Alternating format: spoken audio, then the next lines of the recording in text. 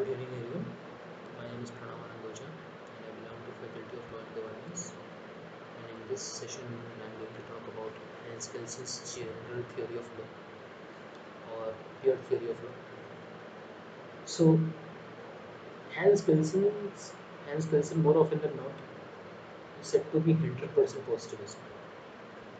Why? Because he's the only person who relied on the law 100% and he divorced law from every other field. He said that law has a separate existence, as I have discussed this in the session of legal positivism. But law has a separate existence. Law does not need any backing. Law does not need the content from social sciences. Law does not need the content from sciences. Law does not need the help from philosophy. Law itself is a subject. So he is the first one who talked in this language, in this sense. So his theory makes possible a discovery of an answer to the basic question, what is the law?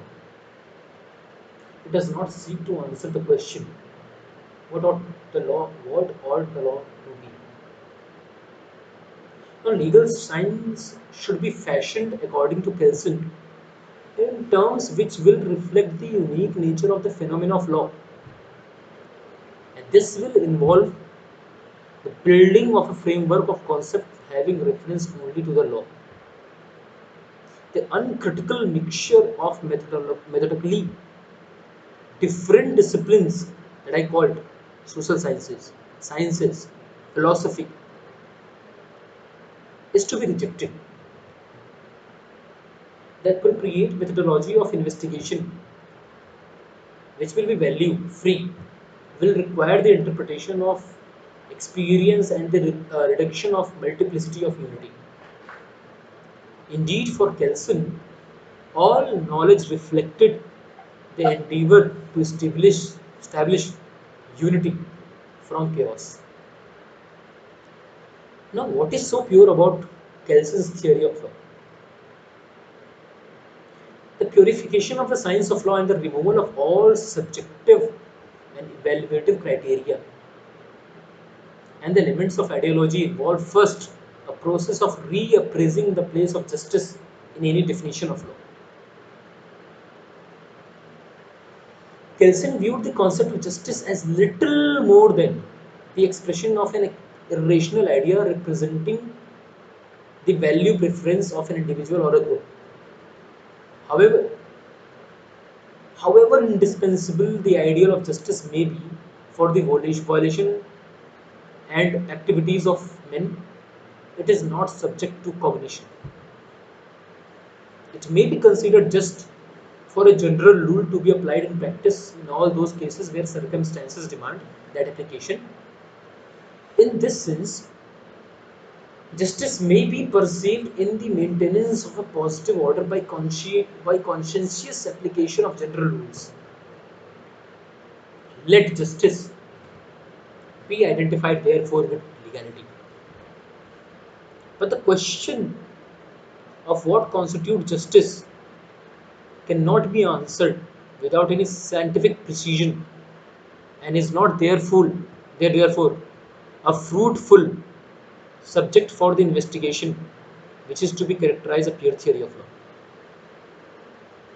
Not only should political and ideological value leading judgments be expelled from the investigation of law, but all non-legal extraneous matters are to be considered as adulterants. Kelsen insisted on the total rejection of those elements of psychology, sociology, and ethics which has found their way into jurisprudence, such alien disciplines are nothing but making the law's sanctity impure. So, what could be appropriate study material for this subject? So, Hans Kelsen answer: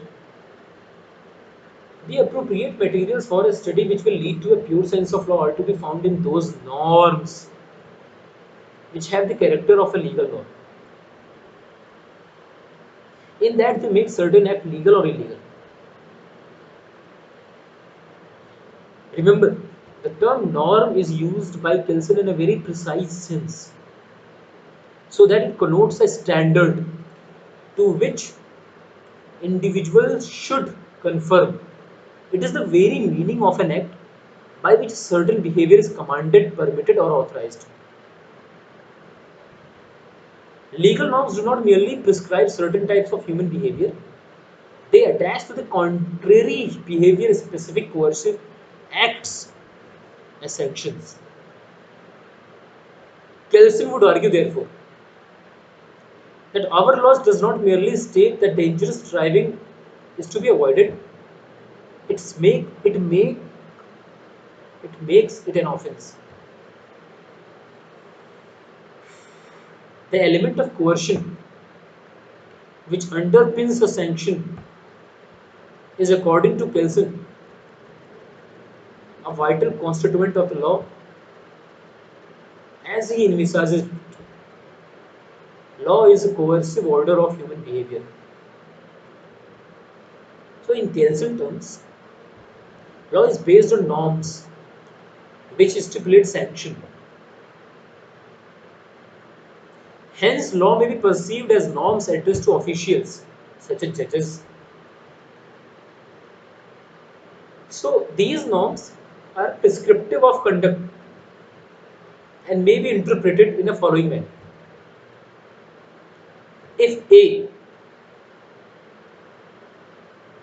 then B. That is, if the circumstances in question constitute A, then B should happen. Thus, if X is not in possession of an appropriate license and he imports controlled drugs, then a judge is required to apply sanctions in accordance with the appropriate law. Now, the validity of a given legal norm depends solely, according to Kelsen, on its having been authorized by another legal norms of a higher rank. An administrative order is valid if authorized by statute. The authorizing statute is valid if it has been made in accordance with the provisions of Constitution, which in turn is valid if it has been promulgated by the authority of an earlier Constitution. But if, for example, the Constitution in question is the first to be promulgated in a newly founded state, then its validity may be considered in terms of what Kelsen described as a basic norm, that is, Grun norm. This is a norm presupposed by legal thinking. It must be presupposed because, in Kelsen's word, it cannot be situated, it cannot be posited. That is to say, created by an authority whose competence would have to rest on a still higher norm, the basic norm, the final postulate, behind which one cannot go, may take a variety of forms. Thus, it might be coercion of a man against a man should be exercised in the style and under the condition determined by a state's first constitution. A basic norm may be discovered in any legal order. It is viewed by Kelsen as the ultimate source for the validity of all those other norms belonging to the same legal order. Now, Kelsen also employs two very important terms, effectiveness and validity. Now, what is effectiveness and what is validity according to Kelsen? Now, Kelsen distinguishes the effectiveness of a legal norm from its validity. The term validity implies that a legal norm should be obeyed. A legal norm should be obeyed. Is it validity? And should be applied in given circumstances. Is its validity? So, what is validity? Validity is a legal norm should be obeyed and should be applied in given circumstances. What could be effectiveness? No, effectiveness in practice means The norm is actually obeyed and applied. So the validity of Indian Penal Code is there. It should be obeyed. It should be applied when somebody murders somebody. But what could be effectiveness? Effectiveness would be if somebody is murdering somebody, then the murderer has to be put behind the bars. Means that IPC is actually being obeyed and applied. So later on in his life, Kelsen stated that a norm which is not obeyed by anyone anywhere is not effective. And if there is something which is not effective, cannot be valid. So if IPC is not effective, it cannot be valid for a legal system. The implications is that although a legal norm requires authorization by a higher norm, a further condition of its validity is a minimum of effectiveness. Hence, within a community, universal and total obedience of the basic norm is not essential. There must be within the community a sufficiency of adherence, a sufficiency of effectiveness to that basic norm. The principle of legitimacy is restricted by the principle of effectiveness. So the ultimate thing in Kelsen's pure theory of law is effectiveness. After effectiveness is validity. So the pure theory stresses the concept of law as possessing no moral connotation whatsoever.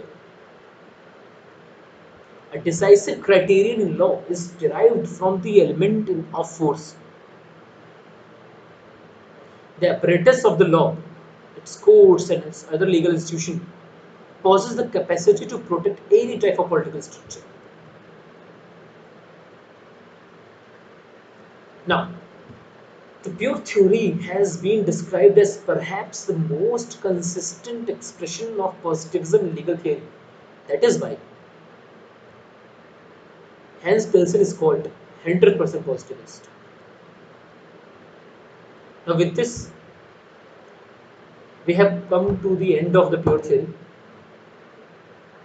So, ultimately, the pure theory attempts to see law as a systematic, unified concept, a legal order is presented in sparse terms as a legal system of normative relations whose unity stems from one reason for the validity of norm, that is fundamental law, and the value of contribution of the pure theory to an understanding of law rests in its enunciation of the relation between the fundamental law and other lower norms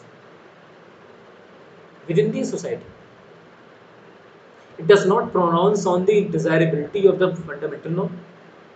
For that, it is task for a political scientist, not for the jurist.